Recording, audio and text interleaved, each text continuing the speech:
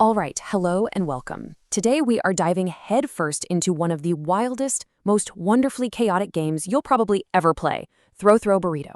Now, I want you to forget everything you think you know about quiet, polite card games. This is not that. This is part lightning-fast card matching, part full-on dodgeball, but, with these adorable, squishy burritos. So if you're ready for some high-flying, food-flinging fun, let's get right into how you play this thing.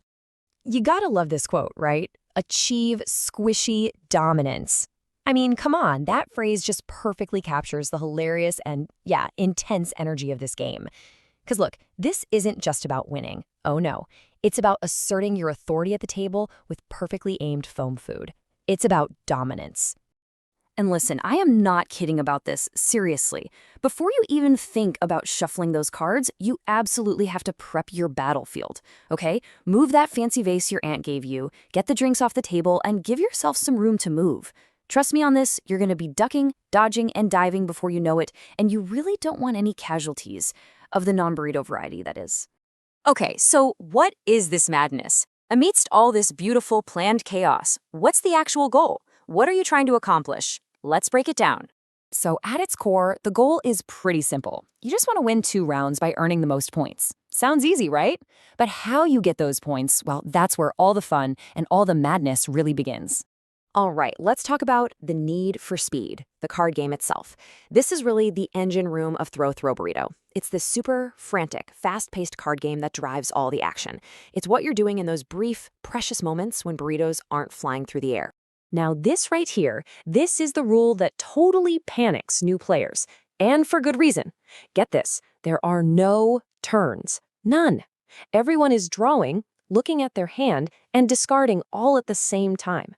There's no waiting around. It's just a beautiful, chaotic mess of quick decisions and even quicker reflexes. So how does that work? Well, it's all about this super simple gameplay loop. You've got your own personal draw pile to your right, so step 1, you draw from it to keep your hand full. Step 2, you're frantically checking your hand for a set of 3 matching cards. And step 3, you discard cards you don't want one at a time to the player on your left. This creates this constant, clockwise river of cards flowing around the table. It's brilliant. Okay, so what are you looking for? You're trying to collect sets of 3 matching cards. Now, a regular set, like 3 barky sharks or whatever, that's worth 1 point. You just slap those down in front of you in your score pile. Easy. But collecting a set of 3 matching battle cards? Oh man, that's a whole different story. That's worth 2 points, and, more importantly, it stops everything and starts a battle. Yes, here we go. Let the burritos fly. This is it, folks. The part everyone's been waiting for. The battles. So the second a player gets 3 of those battle cards, they yell out the name of that battle. All the card passing immediately stops, and everyone's eyes dart to the center of the table, ready to grab a burrito. So the first type of battle you'll see is a brawl. If you're the one who played the 3 brawl cards, guess what? You're totally safe. You just get to sit back and watch the show. The players to your immediate right and your immediate left have to scramble for those burritos and throw them at each other. The first one to take a direct hit loses. It's a perfect way to stir up some trouble between your neighbors. And then things escalate, quickly, with a war. Just like before, if you played the cards, you're the calm eye of the hurricane. But everyone else? Oh, everyone else is in trouble. It's an all-out free-for-all. Every player, except you, is now a target and a threat. It's absolute chaos. Burritos are flying everywhere, and again, the first person to get hit by anyone loses the war. And finally, we have the most dramatic, the most theatrical battle of them all, the duel.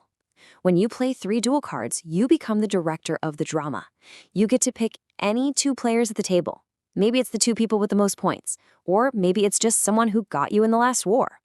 They have to stand back to back, take 3 paces, and on your command, they turn and throw.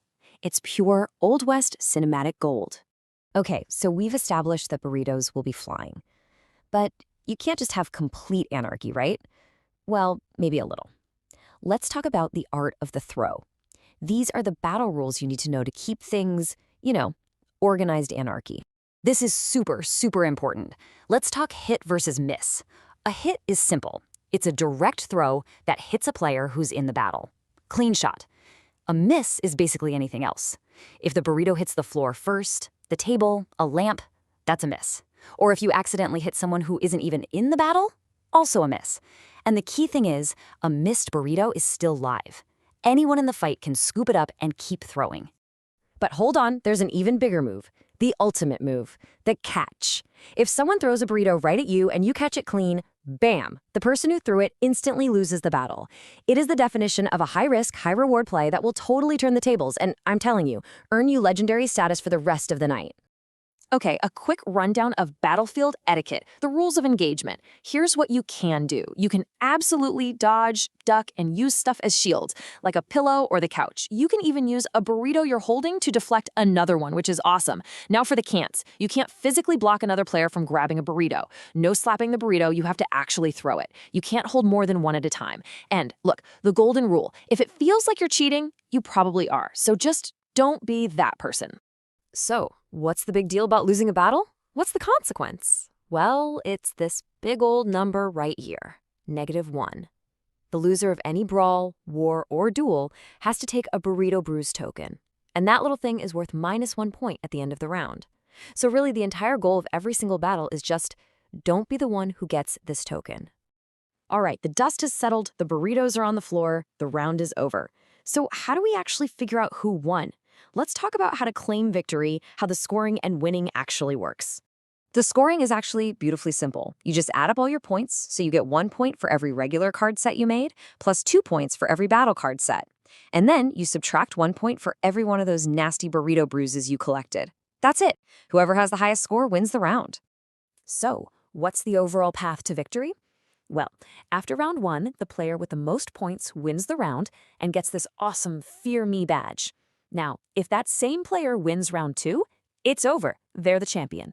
But, and this is where it gets good, if a new player wins round 2, it all comes down to one final epic duel between the badge holder and the new winner to crown the ultimate champion. And don't worry, the game even has a plan for ties. If 2 players are tied on points, simple, they have a duel. If it's 3 or more players, you guessed it, a massive, sudden death war between just those players. The last one standing wins the round. So yeah, there's always going to be a clear winner. And there you have it. You know the rules, you know the stakes. That is everything you need to know to go out there and achieve squishy dominance. The rules are easy, the game is frantic, and the result is always, always hilarious. So now the only question left is, who at your table is about to get the first burrito bruise?